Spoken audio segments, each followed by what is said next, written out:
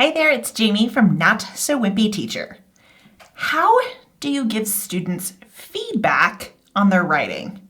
That's a question I want to dive into today in this short video. But first of all, I want to let you in on a little gift I have for you. If you are a writing teacher in grades 2, 3, 4, or 5, I want you to grab my What to Teach in Writing guide. This guide has an entire list of lessons that are important for us to teach our students during writing. And I don't know about you, but when I started teaching writing, I really didn't know what to teach. And so I felt like I was winging it every day. And that doesn't feel good. You don't feel confident. And so I created this guide so that you wouldn't feel like you were winging it. So make sure you grab it. There's a link in the description. All right, let's talk about giving feedback when students are writing. Now, we all know it's important to give feedback, right? We've taught them something, they're writing. Now we need to know what they're writing and give them some compliments and some constructive criticism.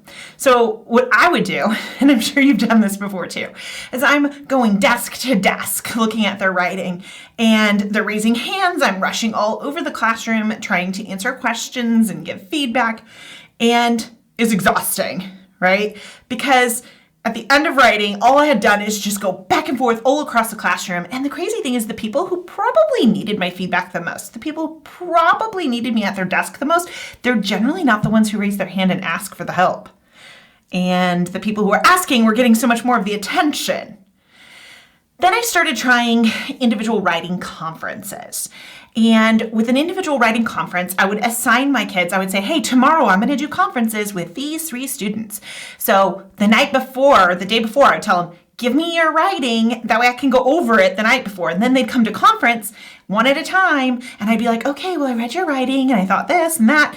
And yes, I was giving them feedback, but oh my gosh, it didn't work. First of all, do not ever promise that you're going to take their writing, read it overnight, and come back with some ideas from the next day, because you don't need to be working at home. You need boundaries, and you need to be able to leave at your scheduled time and not think about school. I know it's hard, but we want to set ourselves up to be able to do that, not set ourselves up that we're always going to have some writing examples we have to read every single day. That's just too much.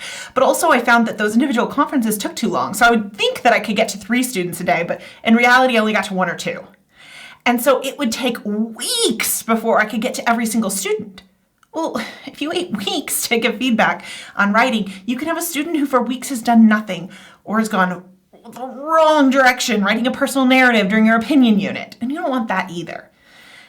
It's ideal to give feedback to every student in your classroom once per week. And this is how to do it. Group conferences. This came to me, and it was the last day of school. I just said goodbye to my students, and we were having like a end of the year luncheon with the rest of the staff, and it just hit me like a ton of bricks. I'm like, we have reading groups, we have math groups. Why don't we have writing groups?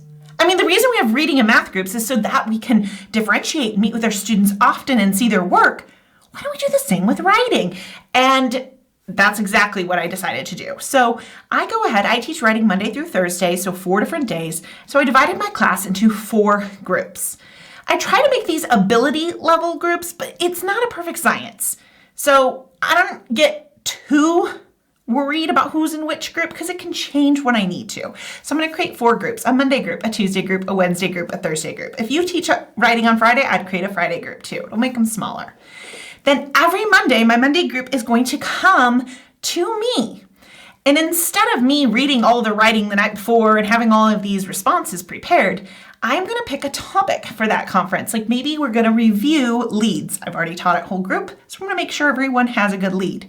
So I'm going to say, okay, I want everyone to take turns, just read your lead to me. We go around, they read their leads. I can make some compliments. I can make some suggestions. We can go back to our anchor chart. We can talk about what we learned during our mini lesson, and I can send them back to either continue work on the rest of their story or improve their lead.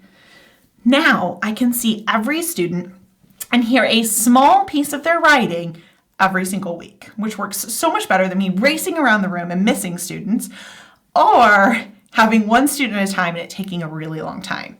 Key is groups that are ability leveled, to some degree, have them read the writing so that you don't have to, and only choose a small piece of the writing to have them read and to focus on during that conference.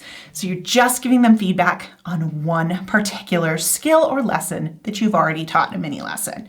So that's how I give my students feedback in writing. I hope it's helpful. Make sure that you are following, that you are subscribed to this channel, because we're adding videos on a very regular basis. I don't want you to miss any of my tips and tricks. So make sure you subscribe and grab that What to Teach in Writing guide that I was telling you about. It's in the description for this video. Have a not so wimpy day.